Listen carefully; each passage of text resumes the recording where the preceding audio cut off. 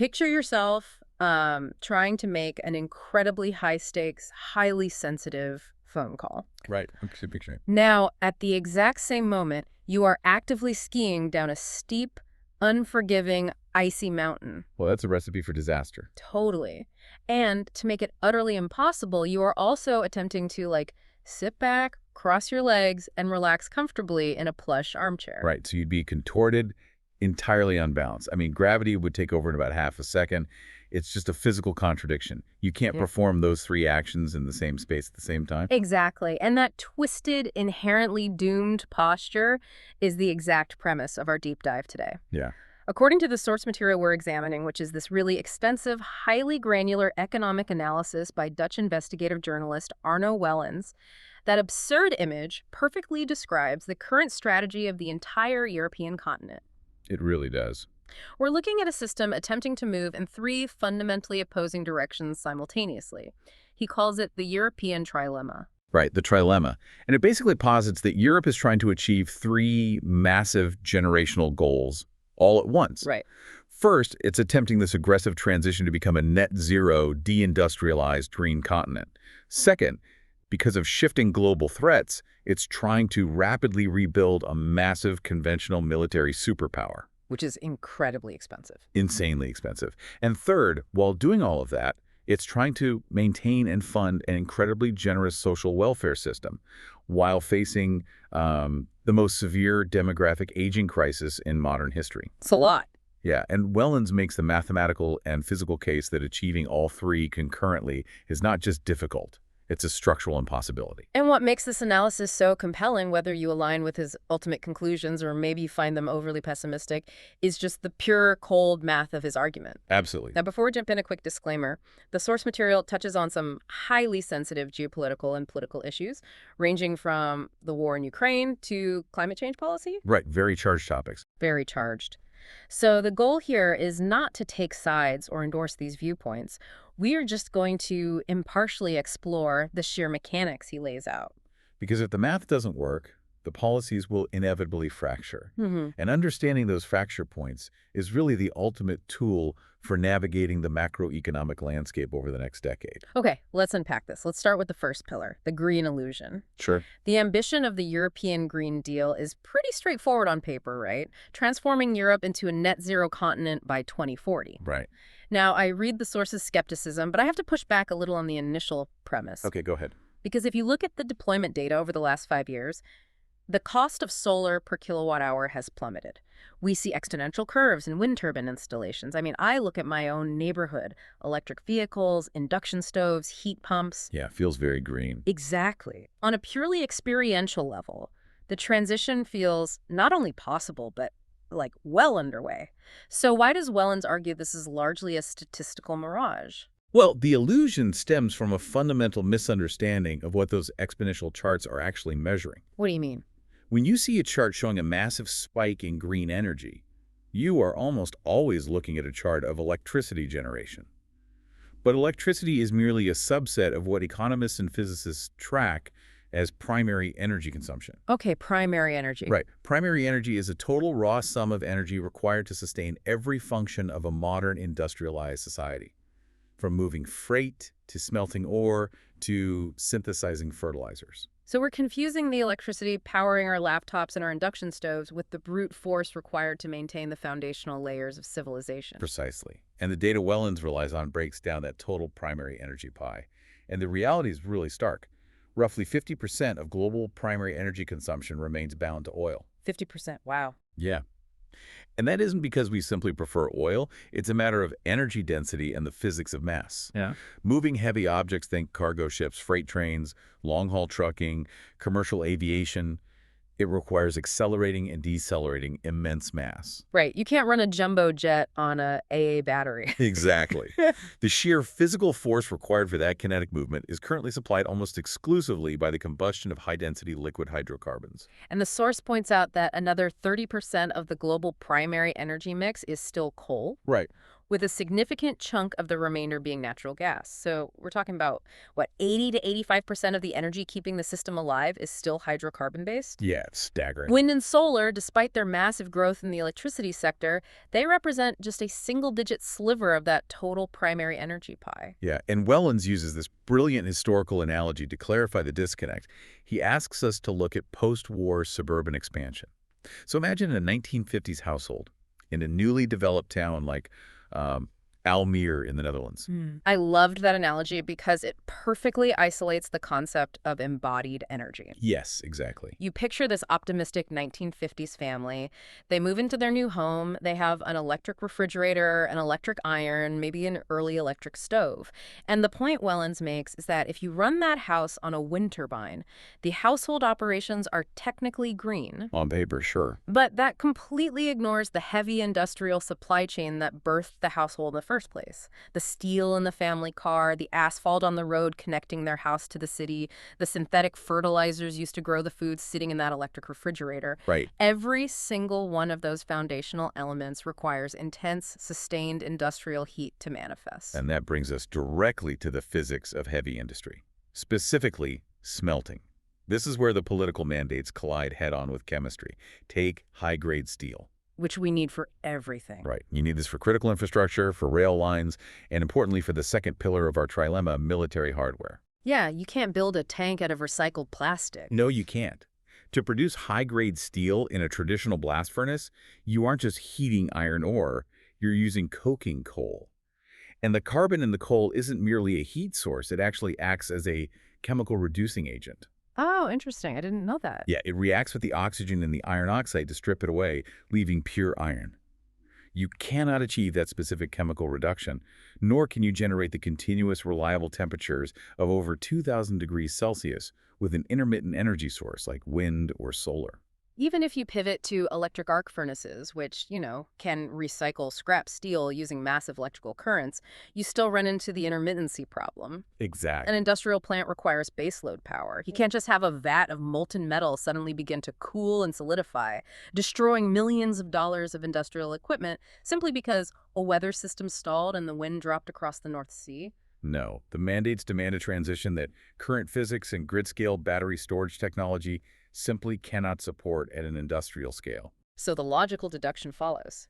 If a European government passes strict, punitive legislation demanding that local heavy industry achieve net zero emissions by a near-term date, and the technology doesn't exist to achieve that while remaining economically viable, the industry doesn't magically invent new physics. Right. It relocates. It moves to a jurisdiction where the legislative environment is entirely different. Which leads us to the geopolitical loophole that makes this entire localized green policy actively detrimental to the global climate. Yes. Wellens traces this back to the architecture of international climate treaties, specifically looking at the baseline metrics established in 1990, which eventually flowed into agreements like Paris. The 1990 baseline is just a fascinating geopolitical artifact. Yeah. If you set your emission reduction targets based on what your country was outputting in 1990, you create massive, unintended structural advantages and disadvantages. Like Eastern Europe, right. Yes, exactly. Consider Eastern Europe. In 1990, the Soviet bloc was collapsing. Their heavily polluting, inefficient industrial base essentially evaporated overnight. Because their baseline was set right before that collapse, their emissions naturally plummeted in the following years without them having to implement a single green policy. Yeah, so they hit their targets by virtue of economic ruin. Precisely. But the more critical consequence of that 1990 framework is how it categorized the developing world. In 1990, China and India possessed economies that were a fraction of their current size. Right. They were designated as developing nations and were therefore granted entirely different, far more lenient regulatory runways. This creates a global arbitrage opportunity. Europe implements strict environmental regulations, effectively pricing heavy manufacturing out of the continent. The local steel plant shuts down. A European politician can stand in front of a chart and proudly point to a localized drop in carbon emissions. But the actual demand for steel hasn't decreased. The construction of apartment buildings and infrastructure continues, so the European market simply imports the steel. And where does it import it from? China. The steel is now being forged in a facility powered by a newly constructed massive coal-fired power plant. Yep. It's being produced in an environment with significantly fewer environmental safety checks and lower labor standards. So we've taken a highly regulated, relatively efficient European factory, closed it, and transferred that exact same production to a highly polluting coal-based grid in Asia. And the absurdity compounds when you factor in logistics. That incredibly dense, heavy steel must now be transported thousands of miles back to Europe. This requires massive transoceanic cargo vessels. And this is where the maritime law loophole comes into play. Wellens highlights how these shipping conglomerates operate. To avoid strict labor laws, safety regulations, and environmental taxes, shipping companies utilize what are called flags of convenience. Right. They register their massive cargo ships in nations like Liberia or Panama. These vessels run on heavy bunker fuel, the literal bottom of the petroleum refining barrel, which emits vast amounts of sulfur and carbon. It's filthy stuff. So dirty. Because they operate in international waters under developing nation flags, a massive portion of these emissions effectively falls off the balance sheets of the Western nations importing the goods. So the net result of this specific policy approach is that global emissions actually increase. Production is shifted to dirtier energy grids, massive logistical pollution is added to the equation, and Western nations deindustrialize, hollowing out their working class, all while declaring a localized victory on paper. But the atmosphere, of course, does not recognize national borders. The carbon emitted in Shenzhen has the exact same thermal effect as the carbon emitted in the Ruhr Valley. It is the ultimate outsourcing of consequence. Which brings us, with brutal logic, to the second pillar of the trilemma, the military mirage. Because if you have methodically legislated your heavy industry off the continent, if you no longer possess the blast furnaces, the shipyards, and the raw manufacturing capacity, how do you suddenly pivot to building a conventional military superpower? History and logistics dictate that you cannot. Military power is downstream of industrial power. You cannot decouple the two. Yet, in response to the very real and immediate threat posed by Russia, European leaders are currently calling for a massive, unprecedented expansion of conventional military budgets. The numbers Wellens cites to illustrate the scale of this ambition are just staggering. He looks at the Netherlands specifically, noting proposals to inject an additional 30 billion euros annually into defense. Right. But when you extrapolate that across the NATO alliance, the financial scale borders on the surreal. The stated goal for NATO members is to spend at least 2% of their GDP on defense, with growing pressure to push that significantly higher, perhaps toward 5% in a war-footing scenario. If the entire NATO bloc were to actually mobilize and sustain defense spending at 5% of their collective GDP, the macroeconomic weight of that capital allocation is difficult to process. Wellens calculates that at those levels, NATO would be responsible for roughly 80% of all global military spending. 80%. Meaning the NATO alliance would be outspending the entire rest of the planet, China, Russia, India, the Middle East, by a factor of 4 to 1. It's an astronomical sum. But I want to introduce a counter-argument here. When you look at the drone warfare, the satellite intelligence, and the asymmetrical tactics defining modern conflicts, maybe you don't need the massive steel foundries of 1940 to build a credible deterrent. If Russia is pushing on the eastern border, doesn't Europe have a moral and strategic obligation to build up its conventional armor and infantry, regardless of the cost? That is the standard geopolitical argument, but Wellens counters it by completely reframing the environment in which this conventional buildup is occurring. Building a massive tank army makes sense if you are fighting a purely conventional war. Okay. But we do not live in a conventional era. We live in a nuclear era. And to illustrate the catastrophic strategic vulnerability of Europe's current posture, he uses the analogy of the kerosene cafe. This is perhaps the most vivid, chilling metaphor in the entire analysis. Yeah, it really sticks with you. Imagine the global geopolitical landscape as a crowded, dimly lit cafe. Every nation-state is a patron wandering around this confined space. But covering the floor of this cafe, pooling around everyone's ankles, is 3 centimeters of highly volatile kerosene. And that kerosene represents mutually assured destruction. Exactly. It is the omnipresent reality of the nuclear age, the knowledge that if a major conflict escalates past a certain threshold, civilization itself is the collateral damage. Now, within this cafe, a select few patrons are walking around holding live hand grenades. These are the nuclear-armed states, the United States, Russia, China, and in Europe's case, France. Right. They hold the ultimate trump card. If they pull the pin, the kerosene ignites and the entire cafe is incinerated. The strategic dynamic here is crucial. During the Cold War, the patrons with the grenades realized that holding the grenade wasn't enough to ensure survival because someone else might throw theirs first. So the United States and the Soviet Union began developing an entirely different class of technology, the fireproof suit. The fireproof suit is comprehensive missile defense, and I don't think the general public grasps the staggering technological leap required for this. We aren't talking about World War II flak cannons exploding shrapnel in the air hoping a bomber flies into it. We are talking about kinetic interception. It is essentially hitting a bullet with another bullet in the vacuum of space while both are traveling at Mach 15.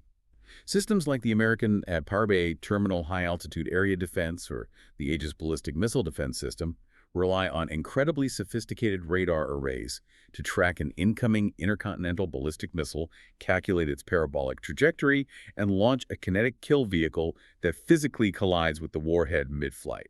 The source compares it to a comic book scenario. It's like Superman flying into the exosphere and physically catching a rocket with his bare hands. The United States spent decades and trillions of dollars developing this fireproof suit. Russia developed its own variations, culminating in systems like the S-500, designed to intercept ballistic targets. Now, look back at the patrons in the cafe. The US and Russia are holding grenades, but they are also wearing fireproof suits. They have layered defense networks. Okay, so where does Europe fit in? Well, Europe made a massive strategic calculation during the disarmament periods of the 1980s and 1990s. Following the collapse of the Soviet Union, European nations determined that building their own comprehensive, continent-wide kinetic missile shield was astronomically expensive, technologically daunting, and politically aggressive. So they just didn't do it. They chose to rely almost entirely on the American nuclear umbrella. They opted out of the fireproof suit. Which brings us back to the present day in the kerosene cafe. Europe, feeling threatened, decides it needs to project power. So what do? They start spending billions of euros. But they aren't buying fireproof suits.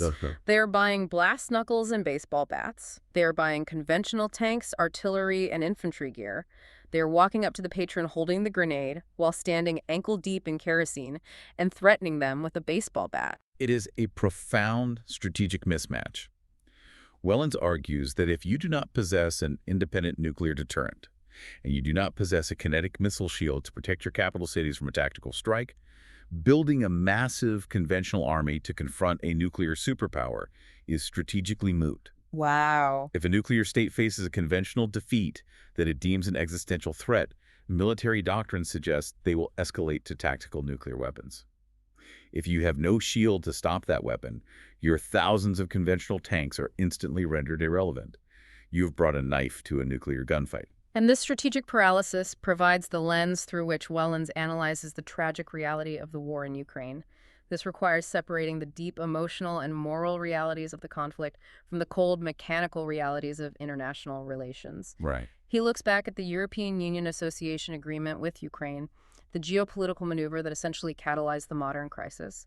To explain the gravity of that treaty, he uses the analogy of the Tinder billionaire. An association agreement with the European Union is not a casual diplomatic handshake. It is a comprehensive integration of markets, standards, and political alignment. In the realm of geopolitics, it is a proposal of marriage. Okay. Wellens asks you to imagine a billionaire on Tinder who matches with someone living in a very dangerous neighborhood right next door to a violent, possessive ex-partner. The billionaire and this person start dating. At first, it's just dinners. But then the billionaire proposes marriage. They offer the association agreement. In international relations, when you pull a nation into your direct sphere of economic and political influence, pulling them away from a rival power, you inherit the absolute responsibility of defending them. Right. If a billionaire proposes marriage, the implicit contract is that they will use their wealth and power to protect their new partner from the dangerous neighborhood. So Ukraine accepts the proposal. They take the leap, fundamentally breaking away from the Russian sphere of influence. The dangerous neighbor, predictably, reacts violently. The invasion happens. Ukraine looks to the billionaire and says, "We accepted your proposal. We are being attacked. Where is the security force you promised?" And this is where the military mirage is exposed in devastating fashion. Because European leaders had spent the previous 2 decades deindustrializing their economies and dismantling their militaries, the billionaire had no security force to send. None. Europe did not have the vast reserves of conventional artillery to sustain a high-intensity land war. More importantly, because Europe lacked the fireproof suit of missile defense, they were absolutely terrified of Russian nuclear escalation. So the billionaire doesn't send the private security army. They don't establish a no-fly zone because they don't have the airframes to enforce it, and they fear the escalation. Instead, they hand their new partner a few pocket knives, maybe a tactical vest, and cheer from the sidelines. Wellens argues that Europe provided Ukraine with just enough conventional weaponry to prolong the conflict and prevent an immediate collapse, but systematically withheld the overwhelming, decisive force like early, massive deployments of modern air power or long-range strike capabilities necessary to actually win, entirely due to their own fear of the nuclear threat they had no shield against.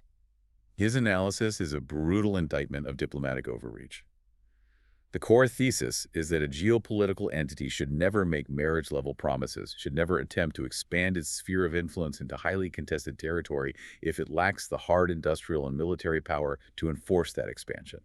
And again, just to reiterate, we are purely looking at the geopolitical mechanics Wellens outlines here, not making a moral judgment on the war itself. Exactly. But mechanically speaking, by projecting soft power without the backing of hard power, Europe inadvertently trapped Ukraine in a horrific, grinding attritional war. Okay, we've established the first two impossible prongs. Europe is attempting to deindustrialize its energy grid while simultaneously trying to rebuild a heavy conventional military to project power without a nuclear shield. But here is where the trilemma tightens the noose. The financing. Exactly. How is Europe intending to finance this transition? Trillions for green infrastructure, tens of billions annually for defense. Where is the capital coming from, especially when we are facing the third, and perhaps most terrifying, pillar of the trilemma, the demographic time bomb? In Dutch, the term is vergrijzing, the graying of society. The demographic pyramid, which for the entire history of modern capitalism has featured a massive base of young workers supporting a small peak of elderly retirees, is inverting. Right, people are living significantly longer, and birth rates have plummeted well below replacement levels across the continent. To understand why this demographic shift is not just a cultural phenomenon, but an existential financial crisis, we need to dive deep into government accounting. How do nations actually pay for retirement? Wellens uses a simple, highly effective business analogy here: the wall painting. Oh, this one is great. Imagine you operate a small business in an office building. You consult your maintenance schedule, and you know with absolute certainty that the office walls will require repainting in exactly 3 years. You get a quote. The job will cost $3,000. Strict, responsible accounting principles dictate that you do not wait until year 3 to figure out how to pay the bill. You recognize that future liability today. So you take $1,000 of your profit in year 1 and put it in a separate account. You do the same in year 2. When year 3 arrives and the painters finish the job, you aren't scrambling for cash. The money has been sitting in a dedicated funded account waiting to be deployed. This is the mechanic of a funded pension system. And to give credit where it is due, Wellens points out that the Netherlands actually operates one of the most robust funded pension systems on the planet. Massive Dutch pension funds, like the ABP, operate exactly like the responsible business owner. Every month, a portion of a worker's salary is legally sequestered into a massive investment pool. These aren't just ledgers on a computer. These funds hold physical assets. They own vast tracts of global real estate, massive portfolios of blue-chip stocks and government bonds. They leverage the power of compound interest over decades. So when a Dutch worker retires, the money paying their monthly stipend is generated by the yields of actual productive economic assets. The liability is funded. However, that is the exception in Europe, not the rule. Boy. The vast majority of the European Union, specifically the larger southern economies like France, Spain, and Italy, operate on an entirely different model, known as the pay-as-you-go system. Returning to our wall painting analogy, the pay-as-you-go system is the equivalent of the business owner knowing the painters are coming in 3 years, deciding to save absolutely nothing, spending all their current profits on immediate gratification, and simply praying that on the afternoon the painters finish the job. The business makes enough walk-in sales that day to pay them straight out of the cash register. It is an economic model predicated on infinite demographic growth. For decades, politicians in these nations secured votes by promising incredibly generous retirement benefits. Vote for my coalition, and you can retire at 62 with 80% of your final salary. But they didn't save for it. No, they never collected the premiums to build an investment fund. They took the tax revenue from the young workers and immediately spent it on current government projects or existing retirees. The fatal flaw in pay-as-you-go is that it relies on a ratio. As long as you have 6 active tax-paying workers for every 1 retiree, the math holds up. The tax burden is manageable. But the demographic pyramid inverted. The baby boomers are retiring en masse, and the subsequent generations are significantly smaller. Suddenly the ratio drops to 3 to 1, then 2 to 1. The cash register doesn't have enough daily sales to pay the massive crew of painters that just showed up. This demographic reality forces us to look at the legal obligations these governments have created. A promised pension is a legal liability. It is a debt the government owes its citizens. And this brings us to the most dangerous accounting loophole Wellens exposes in his analysis: unfunded, unrecorded liabilities. This part is wild. I want to make sure the mechanics of this are crystal clear because it sounds almost like a conspiracy theory until you actually read the sovereign accounting rules. We all understand the concept of national debt, the official number a country owes, usually expressed as a percentage of its GDP. The Maastricht Treaty famously tried to limit European nations to a debt-to-GDP ratio of 60%. Right. But Wellens explains that under current international government accounting standards, such as the SNA 2008 framework, countries are legally permitted to simply leave the present value of future pension obligations completely off their official balance sheets. It is legalized obfuscation. If an actuary calculates the total amount of money a country like Spain is legally obligated to pay its citizens in pensions over the next few decades and discounts that back to a present value, that number represents a massive, very real debt. But because it is unfunded and because the accounting rules are politically negotiated, Spain chooses not to record it as official debt. So a politician can go on television and claim our national debt is manageable, it's hovering around 100% of GDP, while completely ignoring the demographic tsunami bearing down on them. Wellens cites data suggesting that if you were to force these nations to implement standard corporate accounting, if you force them to put those pension liabilities on the balance sheet, the true debt-to-GDP ratio of countries like Spain wouldn't be 100%. What would it be? It would be closer to 600%. 600%. Wait, really? That is the equivalent of an individual earning $50,000 a year, having $300,000 in credit card debt hidden in a shoebox under their bed, and walking into a bank to apply for a mortgage, claiming they are debt-free because the statements aren't sitting on the kitchen counter. The political incentive to hide this is obvious. If a European prime minister admitted to a 600% debt-to-GDP ratio, the bond markets would instantly recognize the nation as functionally insolvent. Right. To avoid immediate default, the government would be forced to implement draconian austerity measures. They would have to stand in front of their citizens and admit the brutal truth. The social contract is broken. We simply cannot pay the pensions we promised you. That is guaranteed political suicide, so the can is kicked further down the road and the liability remains unrecorded. But here is the critical pivot into Section 4, the macroeconomic endgame.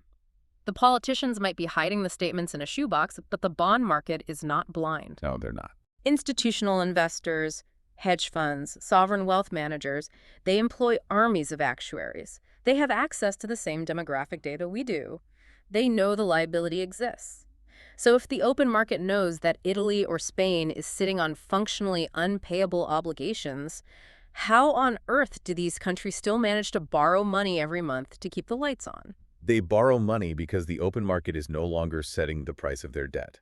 We have entered the central bank trap. Okay, explain that. In a normal free market economy, if a borrower is heavily indebted and extremely risky, the lender demands a higher interest rate to compensate for that risk.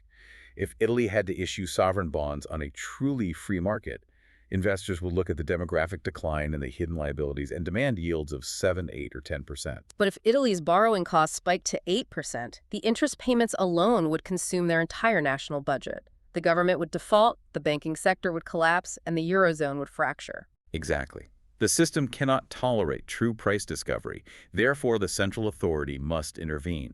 The European Central Bank, the ECB, steps into the market and assumes the role of the buyer of last resort. Through programs like quantitative easing or outright monetary transactions, when Italy issues billions in new bonds to cover its deficits, the ECB uses its mandate to create new digital currency and purchases those bonds. They absorb the toxic debt onto their own balance sheet to ensure the auction doesn't fail. And by artificially creating infinite demand for these bonds, they suppress the yield. This is how Wellens explains the era of zero or even negative interest rates. The central bank had to pin the cost of borrowing to the absolute floor for 15 years just to keep the heavily indebted southern nations from imploding under the weight of their own promises. This is the zero lower bound problem. The central bank is trapped. They cannot lower rates any further because it begins to actively destroy the commercial banking model. But they are terrified to raise rates to historical norms because it would instantly trigger a sovereign debt crisis across multiple member states. So the central bank creates trillions of euros, suppresses interest rates to zero, and saves the governments. But what happens to all that money? It doesn't just sit in a vacuum, it flows into the economy. And this is where Wellens' analysis hits incredibly close to home for anyone trying to build a life right now. Yeah, this part is really relatable. He uses the plight of the bouwvakker, the Dutch term for a construction worker, to illustrate the devastating collateral damage of this monetary policy. Let's examine the macroeconomic reality of the working class in the 1990s before this era of massive central bank intervention. Okay. A skilled construction worker earned a solid middle-class wage. The cost of a standard family home was historically tethered to local incomes. It generally cost roughly 4 to 5 times the average worker's annual salary. With the standard mortgage and disciplined saving, that construction worker could buy a home, build equity, and raise a family. Now fast forward to the modern era of the zero lower bound. That same construction worker is still performing the same skilled labor, contributing the same value to society. But the price of the house is completely detached from their wage. It now costs 10, 12, sometimes 15 times their annual salary. It's unbelievable. Why did the asset price explode while the wage stagnated? It is the mechanical result of suppressing interest rates to zero. When money is virtually free to borrow, massive pools of capital institutional investors, private equity firms, highly leveraged wealthy individuals borrow billions of euros. But you don't borrow money at 0% to leave it in a checking account. You must deploy it to seek a return. So this tsunami of cheap, newly minted fiat currency chases a finite supply of hard assets. They buy equities, they buy gold, and most importantly, they buy real estate. The residential housing market transforms from a utility, a place for workers to live, into a globally traded financial asset class, used to store capital and escape currency debasement. The construction worker, relying solely on the linear income of their labor, is suddenly bidding against leveraged institutional capital. They are mathematically priced out of the very homes they are building. And Wellens points out the tragic, cascading societal effects of this dynamic. It isn't just an economic statistic, it alters the trajectory of human lives. Because the construction worker cannot secure affordable housing, they delay the formation of their family. They wait until their late 30s to have children. Or the financial pressure forces them to forego having children entirely. Which is the ultimate irony of the trilemma.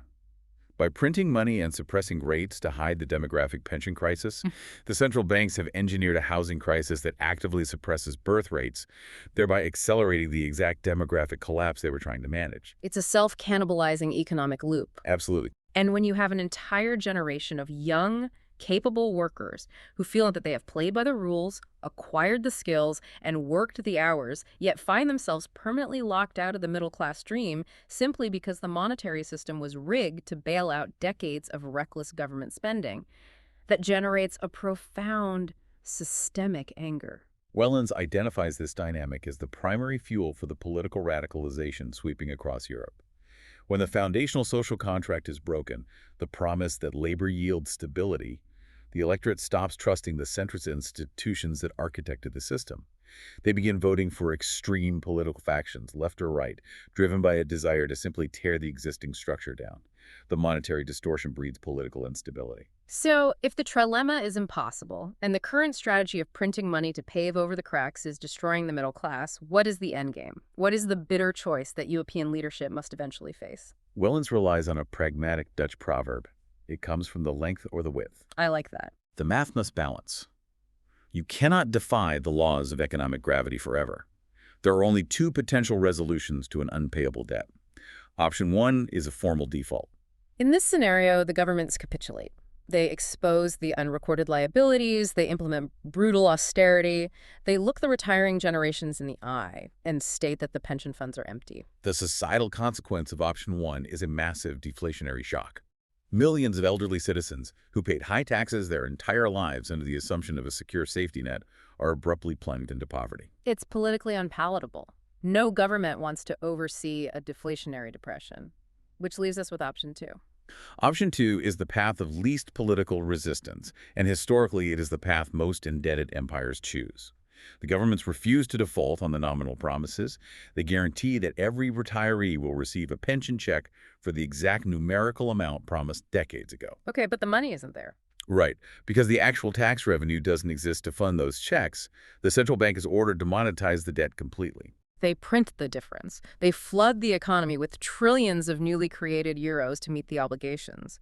But the fundamental law of currency is that if you double the supply of money without a corresponding doubling in the production of goods and services, the purchasing power of each individual unit of currency collapses. This is resolution via inflation.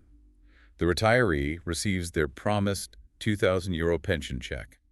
The government claims it honored its obligation. But due to systemic inflation, that €2,000 only buys half the groceries, half the energy, and half the standard of living it did when the promise was made.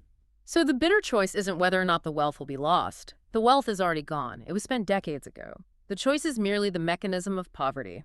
Option one is poverty by default. Option two is poverty by inflation. The European trilemma, attempting a green transition that destroys industrial capacity, posturing militarily without a fireproof suit, and ignoring a demographic debt bomb, has boxed the continent into this macroeconomic corner. Which brings us to the synthesis of this deep dive.